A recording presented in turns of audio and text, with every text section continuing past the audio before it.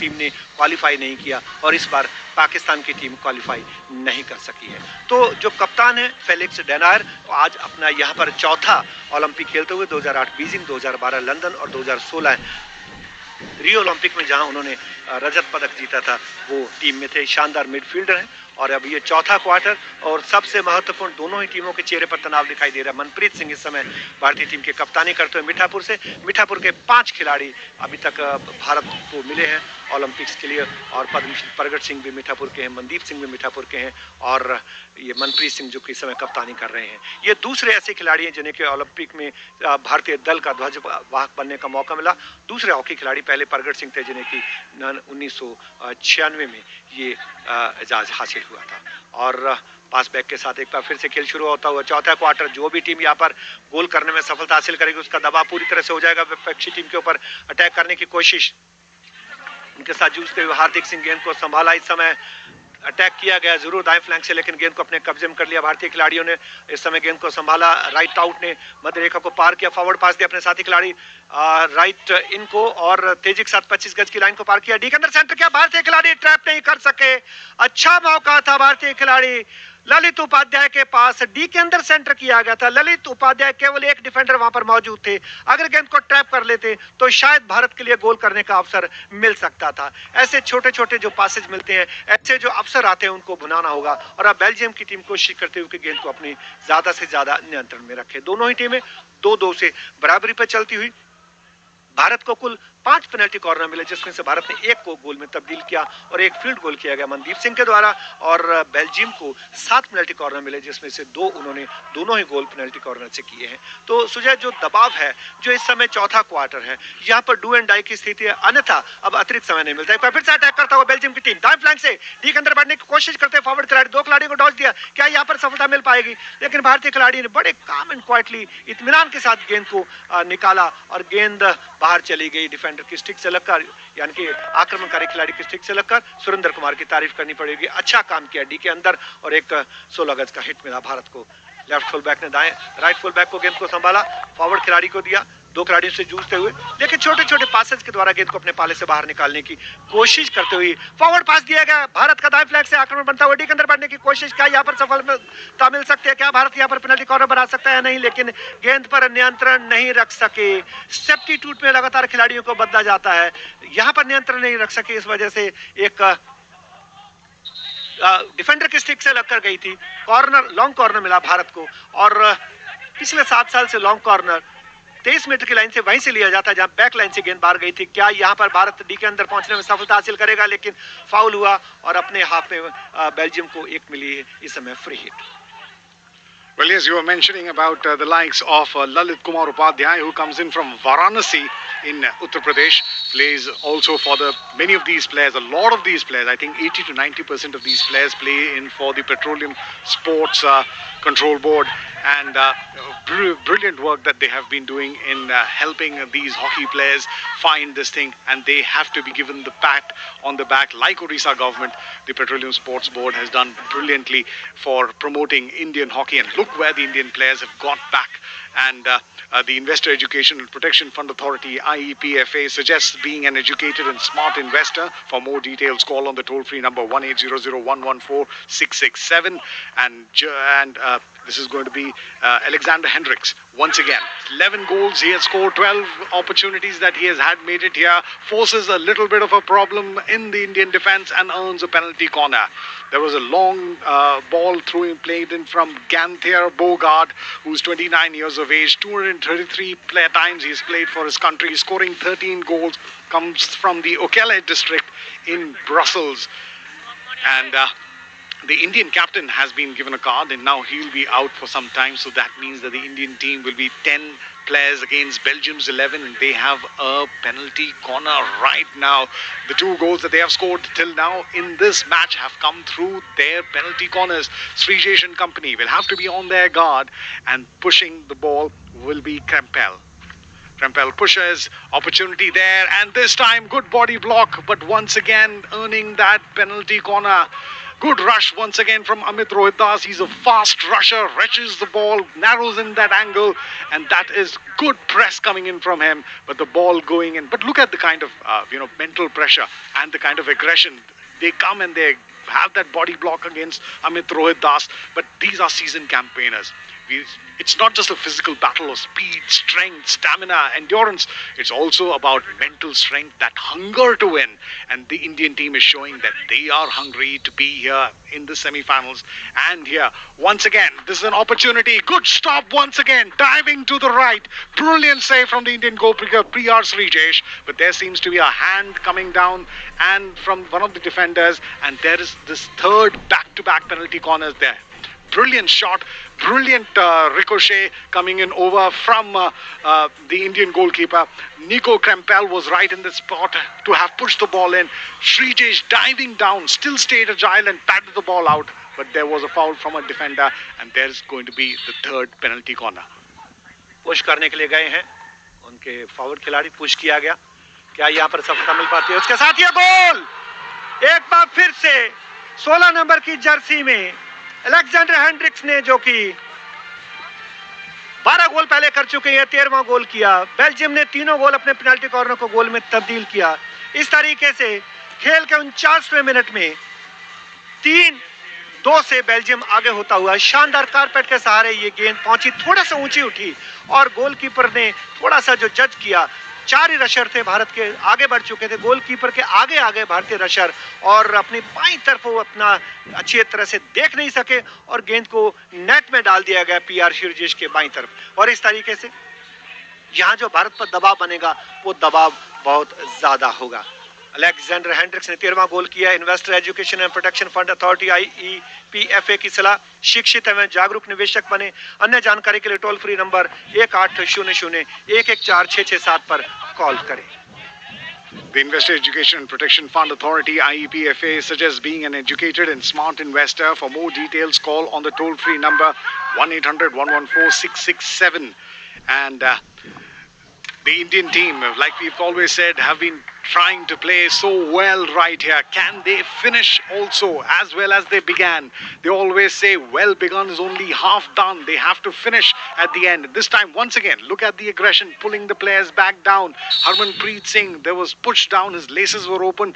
This is the kind of tactical awareness that the Belgian players really have, and that's what they learn when they do all this kind of stuff at the professional league which is played in Europe. And most of these players are the champion team players, some of them playing in for Pinoquet, some of them playing for Dragons, in Wolfer and Waterloo Ducks, which is the Belgium's first team to ever win the European League Championships. And also many players playing in Germany and also playing in Netherlands. So the professional spirit of being absolutely under 100% of pressure, these Belgians, but the Indians have really played well. Now India has to come back. They went into the lead early, courtesy that goal from Mandeep Singh, a beautiful field goal. Then the second goal coming in for India from the likes of Harmanpreet Singh, and then of course the goals coming in from Alexander Hendricks, his 13th goal, 2 goals here, both of them coming through the field goals, and of course Loic Lampard sounding the bird early through the penalty corner. So the scoreline here in the 4th quarter, the first semi-finals between India and Belgium, the scoreline is India 2, Belgium 3, 9 minutes left to play here. India have to perform, otherwise it'll be licking its wounds once again. They've been so close, or will it be so close yet so far? The Indian team has to match it over, but possession hockey now. They are not giving the ball away. Arthur Sluwer for the Dutch team, 24 years of age, 96 caps for his country, stands 5 feet 10 inch tall, plays in for Carte, and was the 2018 FIH Player of the Year. There are so many of these players from Belgium who have won the FIH Players of the Year, not just in the attacking, but in the midfield, in the defense, and also 3 or 4 times the best player of the year for goalkeeping has also been going their way. Vincent Van Asch over there. playing the ball back now brilliantly from the goalkeeper down to his fullback. Fullback plays it down to the winger. Good parallel play, hugging the line, because this is again tactical play at its very best. Any kind of touch from the Indian hockey stick will go out, and circle penetrations now are 18 for India, and Belgium has also 18 penetrations. Investor Education and Protection Fund Authority, IEPFA, suggests being an educated and smart investor. For more details, call on toll-free number 1800-114-667. Bharat के विरुद्ध Belgium को एक और penalty corner मिला। देखना यह है कि क्या डी के बाहर थे, फुट पे लगा।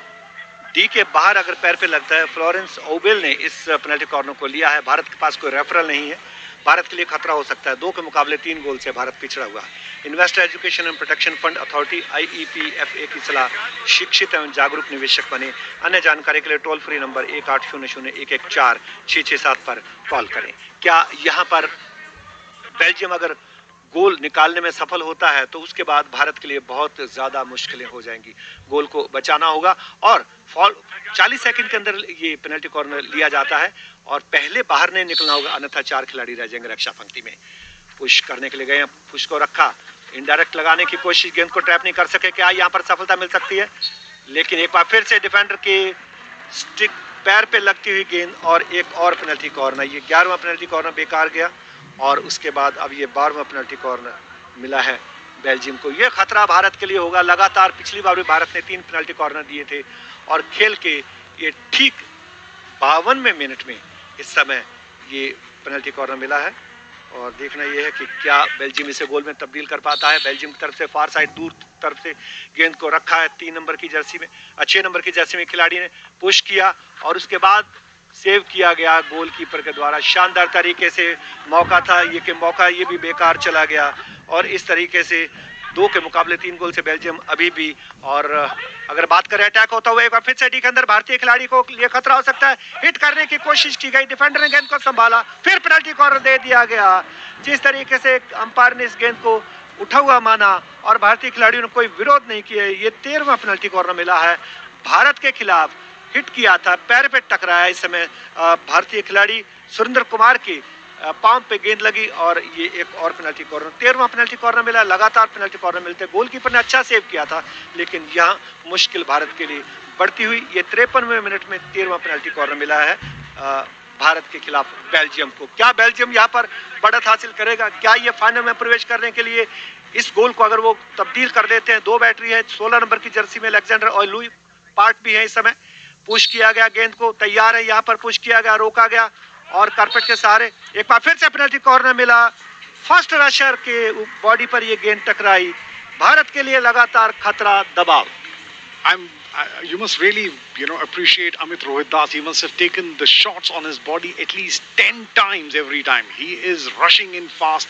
He's got the ball on his knee, on his chest, on his shoulder, on his hand. एक बार फिर से खतरा, पुश किया गया और एक बार फिर से पेनल्टी कॉर्नर। डिफेंडर अब बैठ गए हैं नीचे, अंपायर कहते हैं हमें देखने के लिए, लेकिन ये कहा गया कि टाइम रोका जाए। जब भी कोई चोट लगती है खिलाड़ी बैठ जाता है तो उसके बाद। और सुरेंद्र कुमार थे यहाँ जिनको ये चोट लगी है और अपील की गई कि अंपायर का निर्णय है कि किस तरीके से, क्या ये पेनल्टी कॉर्नर है या नहीं। दे जरूर दिया गया लेकिन अब थर्ड अंपायर के पास जाना होगा। Umpire referral, investor education and protection fund authority IEPFA की सलाह, शिक्षित एवं जागरूक निवेशक बने। अन्य जानकारी के लिए टोल फ्री नंबर 1800-114-667 पर कॉल करें। Investor Education and Protection Fund Authority IEPFA suggests being an educated and smart investor. For more details, call on the toll-free number 1800-114-667. Defender की ऐसा लग रहा है कि पांव पे ये गेंद लगी है। जो आखिरी डिफेंडर थे उन्होंने गेंद को रोकने की कोशिश की और चोट भी उनको इसी वजह से लगी। सुरेंद्र को मैदान पर वो गिरे जरूर और अब थर्ड अंपायर के निर्णय की प्रतीक्षा। और क्या यहाँ पर ये पेनल्टी कॉर्नर मिलेगा? अगर ये पेनल्टी कॉर्नर मिलता है तो ये 14वां पेनल्टी कॉर्नर होगा और भारत के लिए खतरे की घंटी होगी अगर इसको बेल्जियम की टीम गोल में तब्दील कर देती है। बेल्जियम 2 के मुकाबले 3 गोल से आगे, जबकि 7 मिनट का समय और उसके साथ थर्ड अंपायर का निर्णय आया। There is a little bit of consultation. They are wondering what it is. Is it a penalty corner? Whether it's a penalty stroke? And if it's a penalty stroke, that will be a very hard decision. And India's coach Graham Reid looks very upset. और सबसे बड़ी बात ये कि क्या defender के पीछे goalkeeper थे, क्या उनके पाम पे लगी गेंद क्या गोल में जा रही थी, इसलिए वीडियो अंपायर बार बार देख रहे हैं कि क्या ये पेनल्टी स्ट्रोक बनता है। पेनल्टी कॉर्नर तो दे दिया गया, लेकिन गोलकीपर पीछे थे, रोक सकते थे गोलकीपर। ये मेरे ख्याल में पेनल्टी स्ट्रोक नहीं होना चाहिए, और गोलकीपर पीछे हैं। अगर खिलाड़ी के पीछे कोई ना हो तो मुश्किल हो सकती है, फिर पेनल्टी स्ट्रोक होता है। लेकिन यहाँ पर जो पेनल्टी कॉर्नर दिया गया, ये 14वां पेनल्टी कॉर्नर, और ये पेनल्टी स्ट्रोक दे दिया गया। दाईं तरफ थे पीआर श्रीजेश सब बातचीत करते हुए। वीडियो अंपायर का निर्णय जो आया है, पीआर श्रीजेश इस समय हैरान है बातचीत करते हुए, लेकिन ये पेनल्टी स्ट्रोक मिला है। और ये पेनल्टी स्ट्रोक मिला है इस समय खेल के 53वें मिनट में। क्या भारत के दीवार गोलकीपर पीआर श्रीजेश इसको रोक पाएंगे, ये देखने वाली बात है। पहले ही बेल्जियम 2 के मुकाबले 3 गोल से आगे चलता हुआ। पेनल्टी स्ट्रोक लगाने के लिए तैयार पीआर श्रीजेश, तैयार। क्या यहाँ पर सफलता मिलेगी? और अंपायर के विसल की प्रतीक्षा। इस समय गए हैं लॉक लुईपार्ट, क्या यहाँ पर गोल होगा? 16 नंबर की जगह अलेक्जेंडर गए थे, और इसके साथ ये पेनल्टी स्ट्रोक को गोल में तब्दील कर दिया। ये 14वां गोल है इस समय अलेक्जेंडर का। पहले जाना चाहते थे लॉक लुईपार्ट, लेकिन उसके बाद अलेक्जेंडर पहुंचे, और 2 के मुकाबले 4 गोल से इस समय बेल्जियम भारत से आगे, और केवल 7 मिनट 31 सेकंड का समय शेष है। बहुत इत्मीनान के साथ उन्होंने लगाया, पूरा डॉज दिया। हालांकि अपने बाईं तरफ गए जरूर थे, रोक नहीं सके, टांगों के बीच में से गेंद गोल मुख के अंदर चली गई। और ये देखिए डग आउट जो है बेल्जियम का, उनकी खुशी का कोई ठिकाना नहीं। तो ये 14वां जो पेनल्टी कॉर्नर मिल रहा था उसको पेनल्टी स्ट्रोक दिया गया, और इस समय 2 के मुकाबले 4 गोल से आगे चल रहा है Belgium. Well, yes, they always say when you train and when you're looking at training attackers where to score, they say the right top corner is position number 1, the right bottom corner is position number 2, the left top corner is position number 3, and the left bottom corner is position number 4. But the most dangerous is when it goes between the legs, that is position number 5. So he scored exactly there. PR Srijesh went a little bit wide, and that ball snuck in between the legs. But that was a very well taken low penalty, and PR Srijesh was unfortunately beaten. Let's remind you that he was one of those fantastic captains who really led India to the 2012 London Olympics, where India finished in the quarterfinals right there. Graham Reid with a little bit of upset, because that was a very harsh call, personally speaking, as far as that penalty stroke was concerned. 2012 में London में भरत छेत्री कप्तान थे, PR Sreejesh रियो में कप्तान थे भारतीय team के। That's what I said, 2000 in that moment in Bharat Rio. का आक्रमण बनता हुआ भारत की तरफ से दिलप्रीत ने गेंद को संभाला, छोड़ दिया दूसरे खिलाड़ी के लिए, डी के अंदर सेंटर करने की कोशिश, लेकिन बिल्कुल सीधी रक्षा पंक्ति के खिलाड़ी के पास गेंद पहुंची, उन्होंने गेंद को क्लियर किया, और यहां पर लॉन्ग कॉर्नर मिलेगा भारत को। आखिरी 6 मिनट का समय है भारत के पास, 2 गोल से भारत पिछड़ा हुआ। भारत इस समय काफी मुश्किल में।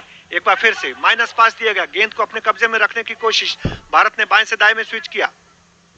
क्या डी के अंदर सेंटर किया जाएगा, लेकिन रक्षा पंक्ति की तारीफ करनी पड़ेगी, शानदार तरीके से ट्रैप किया।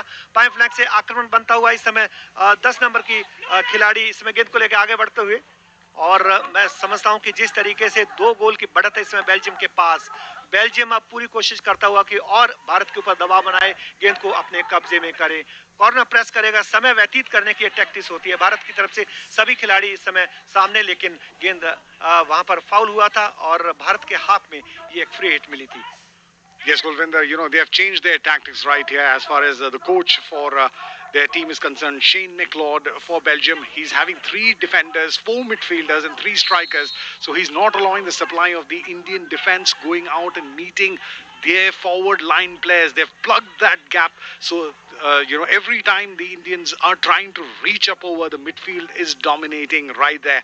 But good work from over, turning 360 degrees turn. And that's a self-start taken over inside the shooting circle. And PR Srijesh has to come out and kicks the ball out. That was very dangerous as far as India in hopes were concerned. For those of you who are tuned in late, let's remind you that India is in this semi-final, the first of the semi-finals, which is to be played today. India is trailing by 4 goals to 2 against Belgium. And once again now, PR Srijesh this time dives to his left side and saves it. Beautiful opportunity from him and the Belgians to put the pressure on India, but the Indian defenders and the goalkeepers are trying their best. Investor Education and Protection Fund Authority (IEPFA) suggests being an educated and smart investor. For more details, call on the toll-free number 1800-114-667. और इस समय आक्रमण Belgium की तरफ से, Belgium 2 के मुकाबले 4 गोल से आगे। Investor education and protection fund authority IEPFA की सलाह, शिक्षित एवं जागरूक निवेशक बने। अन्य जानकारी के लिए टोल फ्री नंबर 1800-114-6667 पर कॉल करें। तो इस तरीके से अंतिम समय चलता हुआ लगभग 3.5 मिनट का समय शेष, 3 मिनट 44 सेकंड कहा जाएगा अगर सही देखा जाए। और भारत 2 के मुकाबले 4 गोल से पिछड़ा हुआ। बेल्जियम की टीम अब समय व्यतीत करेगी, गेंद को अधिक से अधिक अपने कब्जे में रखेगी। भारत को कोशिश करनी होगी कि जैसे ही मौका मिलता है भारत गेंद को लेके डी के तरफ बढ़े, आक्रमण करे। और 4 मिनट का समय बहुत होता है गोल करने के लिए। एक बार फिर से बेल्जियम का आक्रमण करता है, डी की तरफ पहुंच चुका, खतरा हो सकता है, क्या यहाँ पर गोल कर पाएंगे? श्रीजेश ने गेंद को संभाला, केवल श्रीजेश और एक फॉरवर्ड खिलाड़ी थे। श्रीजेश की जितनी तारीफ की जाए कम है, लेकिन अभी भी गेंद भारतीय खिलाड़ियों के पास है। अपने हाथ में गेंद को छोटे छोटे पासेस के द्वारा बाहर निकालने की कोशिश, आगे बढ़ते हुए अटैक करने की कोशिश इस समय भारत की। लेकिन तारीफ करनी पड़ेगी, मिडफील्डर जो है बहुत अच्छे तरीके से अपने पाले की रक्षा करते हुए। क्या यहाँ पर स्टिक से लगकर गेंद गई है बाहर? क्या यहाँ पर अंपायर की विसल का इशारा? रिटेन मिला है भारत को बेल्जियम के हाथ में।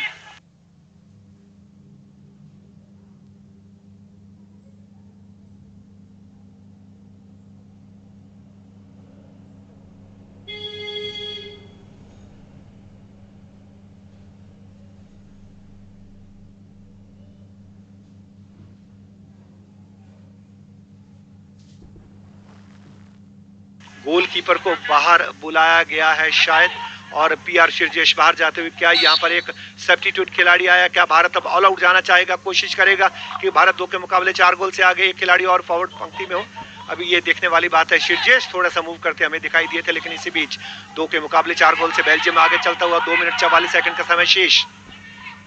भारत के लेफ्ट फुल बैक ने गेंद को संभाला, मध्य रेखा के करीब स्कूप किया अपने राइट आउट के लिए। गेंद को क्या वहां पर उठा पाएंगे? लेकिन डेंजरस माना स्कूप, क्योंकि 5 गज के दूर होना चाहिए। और एक बार फिर से बेल्जियम के खिलाड़ी ने फॉरवर्ड पास दिया, तेजी के साथ गेंद को लेकर आगे बढ़ने की कोशिश करते हुए बेल्जियम की तरफ से थॉमस ब्रील, और गेंद पर नियंत्रण नहीं रख सके। अगर नियंत्रण रख लेते तो केवल एक खिलाड़ी था। और इस समय श्रीजेश वापस मैदान से बाहर आ चुके हैं और भारत 11 खिलाड़ियों से खेलता हुआ। अब एक और फॉरवर्ड खिलाड़ी, और यहाँ पर चोट लगी है जिस तरीके से गिरे थे थॉमस ब्रील, 33 वर्षीय फॉरवर्ड खिलाड़ी, और गेंद को नियंत्रित करना चाहते थे। खेल इस समय कुछ देर के लिए रुका हुआ। जब खिलाड़ी को चोट लगती है अंपायर बिसल बजाता है, और शायद ब्रील को बाहर जाना होगा क्योंकि काफी पैर उनका मुड़ा है। और जिस तरीके से गेंद को रोकने की कोशिश की, पाम में जरूर मोच आई होगी और गेंद अब बाहर जा चुकी थी। Sujay.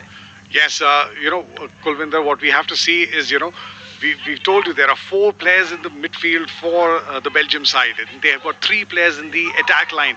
These 3 and the 4 make 7 players in the central midfield area, which are crowding out and getting that, numerical advantage in the central midfield area. So there are, 7 players that the Indian 4 midfielders have to work against.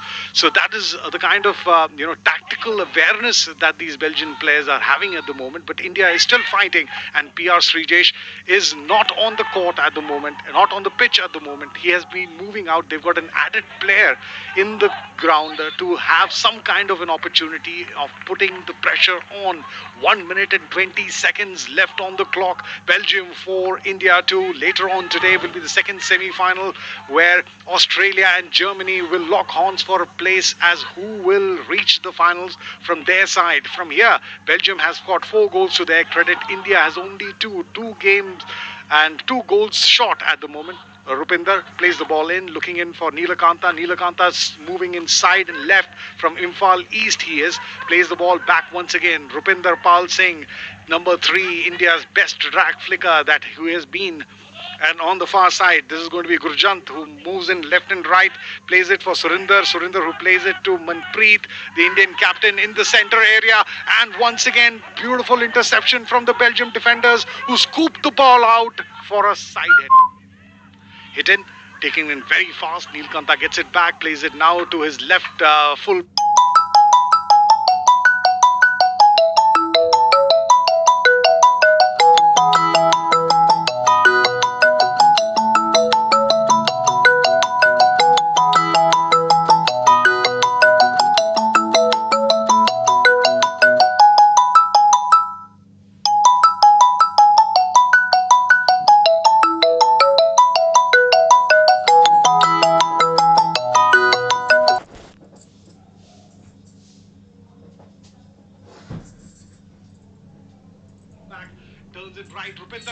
Heads it over, turns in right and left. Harmanpreet has also been in the action, but the goalkeeper for the Belgium side has been in brilliant form, and the clock is running against them. Harmanpreet went in for that tomahawk reverse hit shot, but closing in the feet together is Vincent Van Mash, the 5 feet 11-inch goalkeeper for Belgium. 6 seconds left on the clock, is it? और एक गोल और कर दिया Belgium ने। आखिरी 6 second बचे थे। Goalkeeper PR चिरिजेस नहीं थे। रोकने की कोशिश की गई विवेक सागर प्रसाद के द्वारा। जो एक अतिरिक्त खिलाड़ी डाले गए थे, उन्होंने स्कूप करके गेंद को पहुंचाया। और मुझे याद आ रहा है 2010 का फाइनल, जब ऑस्ट्रेलिया ने 8-0 से भारत को पराजित किया था। इत्मीनान के साथ उन्होंने गेंद को गोल में डाला। पहुंचे जरूर थे, स्कूप करके लगातार 2 बार गेंद को पहुंचाया। और इसके साथ ही 2 के मुकाबले 5 गोल से इस समय बेल्जियम की टीम आगे। और ये जिस तरीके से गोलकीपर नहीं थे, ऐसा होना ही था, क्योंकि स्कूप करके पहुंचाया। फॉरवर्ड खिलाड़ी वहां पर पहुंचे थे और ये 5वां गोल। और इस तरीके से केवल 1 सेकंड का समय शेष, और इसके साथ ये हूटर की आवाज, जॉन ने यह गोल किया था। इस तरीके से पहले सेमीफाइनल में पुरुष हॉकी मुकाबले में टोक्यो ओलंपिक्स में भारतीय टीम पराजित हुई है 2 के मुकाबले 5 गोल से। बेल्जियम की टीम ने भारत को पराजित करके लगातार दूसरी बार ओलंपिक के फाइनल में प्रवेश किया। हताश और निराश भारतीय खिलाड़ी कारपेट के ऊपर लेटे हुए। Sujay, but they have played really well. There's no one who can take that credit away from them. The Investor Education and Protection Fund Authority (IEPFA) suggests being an educated and smart investor. For more details, call on the toll-free number 1-800-114-667. Though the final scoreline here at the OI Stadium is saddening for anyone who is a fan of the team in blue, but even if they have lost, they have earned the respect and the appreciation of everyone out there. A tactically much aware Belgium side played not merely hockey but a tactical advantage, a mental game to get the best out of them, and now have booked a place into the finals. This is the second time in a row that the Belgian team will feature in the finals. Who will make it to meet Belgium in the finals will be a match which will be played later in this evening between Germany and Australia, and All India Radio will be bringing you live coverage of that match today. तो इस तरीके से Alexander Hendricks की hat trick की बदौलत 2 के मुकाबले 5 गोल से बेल्जियम ने भारत को पराजित करके लगातार दूसरी बार प्रवेश किया है ओलंपिक के फाइनल में। और आज दिन में 3:30 पर दूसरा सेमीफाइनल खेला जाएगा ऑस्ट्रेलिया और जर्मनी के बीच, जिसका आंखों देखा हाल सुनाने के लिए हम 3:25 पर आपकी सेवा में आकाशवाणी के माध्यम से और यूट्यूब चैनल के माध्यम से उपस्थित होंगे, हमारी कमेंट्री टीम। और जी, yeah, let's also tell you that the team which loses that match, which is going to be there, is going to be playing against India.